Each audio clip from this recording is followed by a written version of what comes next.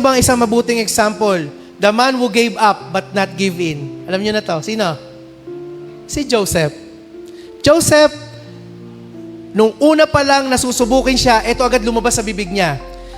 How then could I do such wicked thing and sin against God? Kinausap niya sarili niya. Paano ko ba magagawa ito na ako'y gagawa ng masamang bagay at magdudulot ng kasalanan sa harapan mo, Yahweh? Yun agad ang unang response niya. Nung ang mabango at naniniwala ko sexy, mabilasik, no? Sabi nga siguro, tipong mga Marian Rivera, no? Sana, mga ganun kaya. Si asawa ni Potiphar. At biruin mo, kinorner ka na. Ika'y matipunong lalaki, may posisyon ka sa Ipsyo. Tapos ayan, nakita mo padating ang ano ni Potiphar na alam mo, may authority, may kaya, maganda, mabango, at ang hihingin lang sa'yo, one time lang, sipingan mo lang. Naniniwala ko, may kapalit yun pagka pinagbigyan ni Joseph.